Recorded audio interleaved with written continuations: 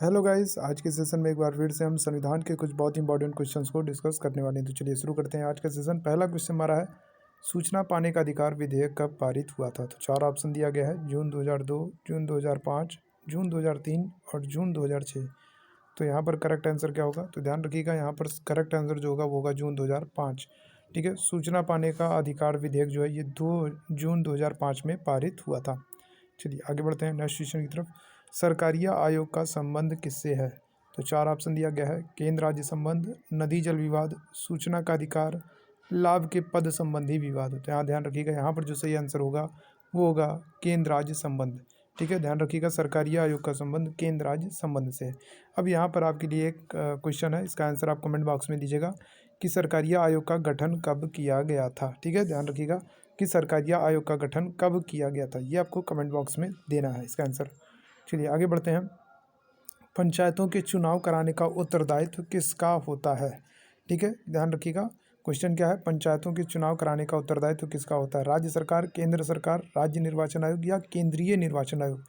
तो देखिए, इसका जो सही आंसर होगा वो होगा हमारा राज्य निर्वाचन आयोग। ध्यान रखिएगा, जो पंचायतों के चुनाव होते हैं, जो नगर पालिका नगर निगम के चुनाव होते हैं, इनका चुनाव कराने का उत्तरदायित्व जो होता है वो राज्य निर्वाचन आयोग का होता है।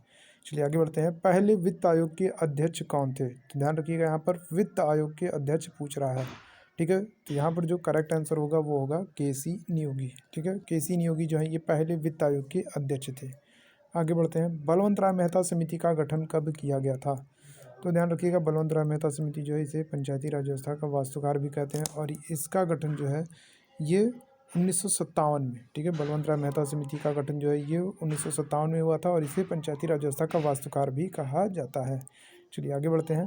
वित्त आयोग का गठन किस अनुच्छेद में किया गया था? तो ध्यान रखिएगा, वित्त आयोग का जो गठन है ये अनुच्छेद 280 के तहत है। ठीक है, अनुच्छेद 280 के तहत वित्त आयोग का गठन किया था। और गठन कौन करता है? तो गठन करेंगे राष्ट्रपति 5 वर्षों के लिए। ठीक है, ध्यान रखिएगा, 5 वर्षों के लिए वित्त आयोग का गठन राष्ट्रपति के द्वारा अनुच्छेद 280 के तहत किया जाता है। चलिए आगे बढ़ते हैं। योजना आयोग का गठन कब किया गया? तो देखिए, इसका जो सही आंसर होगा वो होगा हमारा 1950। ठीक है, ध्यान रखिएगा, 1950 में योजना आयोग का गठन किया जाएगा। लेकिन अब आप ये बताइएगा कि योजना आयोग जो है इसका नाम बदल करके नीति आयोग कब किया गया है? ठीक है, योजना आयोग का नाम बदल करके नीति आयोग कब किया गया है, इसका आंसर आप कमेंट बॉक्स में दीजिएगा। चलिए आगे बढ़ते हैं। अंतर्राज्य परिषद का अध्यक्ष कौन होता है? तो ध्यान रखिएगा, अंतर्राज्य परिषद का अगर बात की जाए अगर गठन की, ठीक है, अगर बात की जाए गठन की कि गठन कौन करता है, तो गठन तो करते हैं राष्ट्रपति। लेकिन अगर आपसे ये पूछा जाए अंतर्राज्य परिषद का अध्यक्ष कौन होता है, तो आंसर हमारा हो जाएगा प्रधानमंत्री। ठीक है, ध्यान रखिएगा, अनुच्छेद 263 के तहत, आर्टिकल 263 के तहत अंतर्राज्य परिषद के गठन की बात की गई है।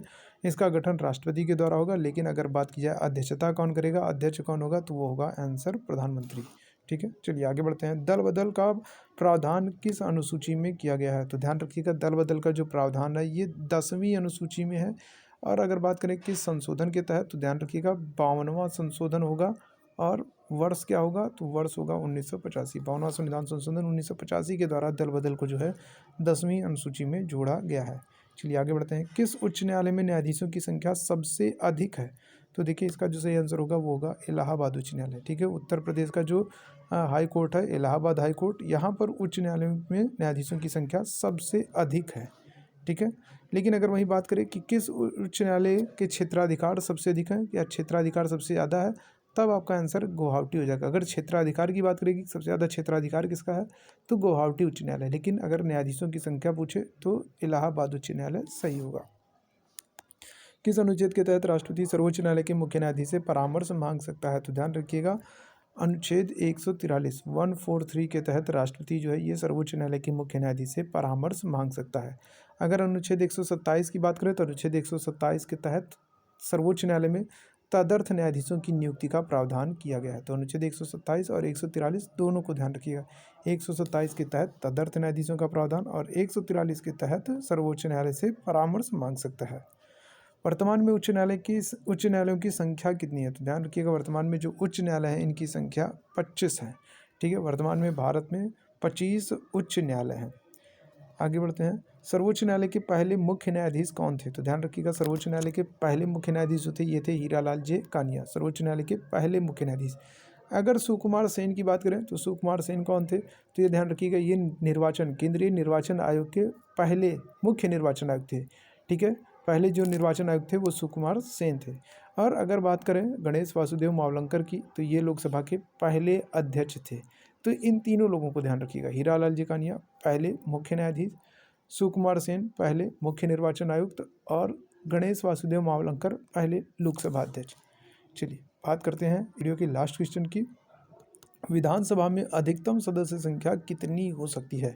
तो ध्यान रखिएगा, विधानसभा में जो अधिकतम सदस्य संख्या हो सकती है वो 500 हो सकती है। ठीक है, लेकिन अगर बात करें किस राज्य की विधानसभा में अधिकतम सदस्य वर्तमान में जो है सबसे अधिक संख्या है, तो वो अपना यूपी है। ठीक है, यूपी विधानसभा में सबसे अधिक 403 सदस्य हैं। लेकिन अगर बात की जाए अधिकतम कितने सदस्य हो सकते हैं, तो अधिकतम सदस्य 500 हो सकते हैं। तो ये 15 बहुत ही इंपॉर्टेंट संविधान के क्वेश्चन थे। उम्मीद है सेशन आपको पसंद आया होगा। इसी तरीके से हमारे साथ बने रहिए, हम फिर हाजिर होते हैं एक नए महत्वपूर्ण सेशन के साथ। तब तक के लिए धन्यवाद।